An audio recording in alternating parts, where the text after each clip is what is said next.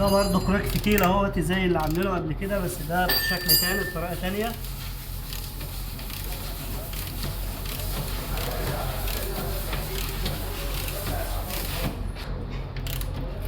ده طبعا كل الحاجات دي بصنعها من الخرده، انا حديد من الخرده، حاجات من دي، فبديكوا فكره التصنيع بتاعتها وبديكوا الفينش بتاعها برضو.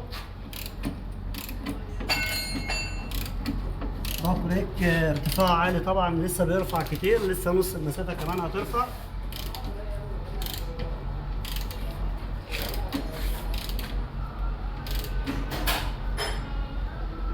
لسه طبعا في مسافه اكبر من كده كمان.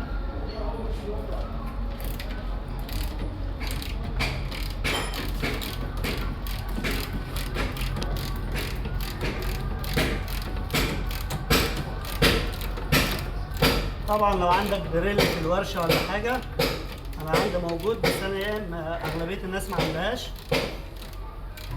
هيطلعوا لك ينزلوا لك في اقل من ثانيه.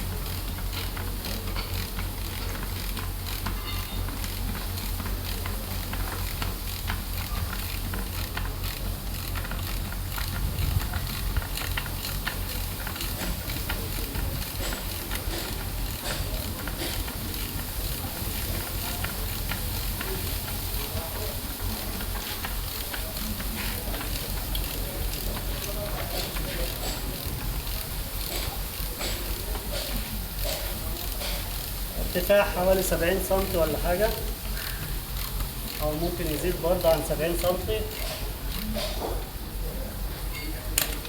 وممكن نستعمله ككرسي مثلا نقعد عليه، ممكن نعمل له قعدة هنا مثلا، عايزين نشتغل عليه نمشي عليه نعمل عليه حاجة اهو.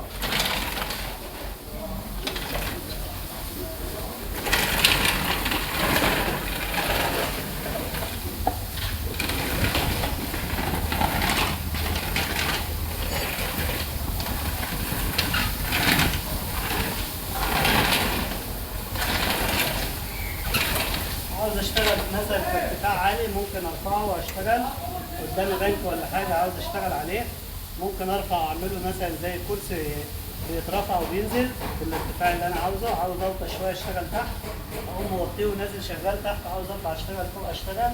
اي مسافه طبعا مش شرط الكرسي بس اهو.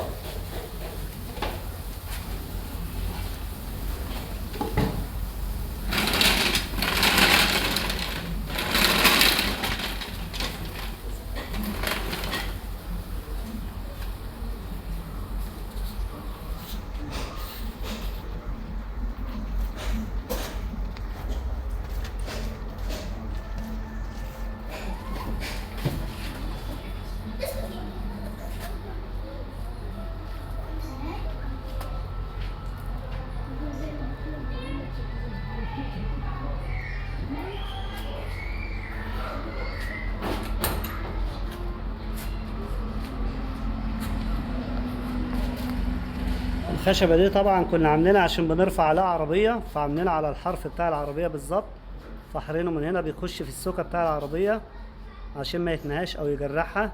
مجربينه على العربية قبل كده وهو بيرفعها.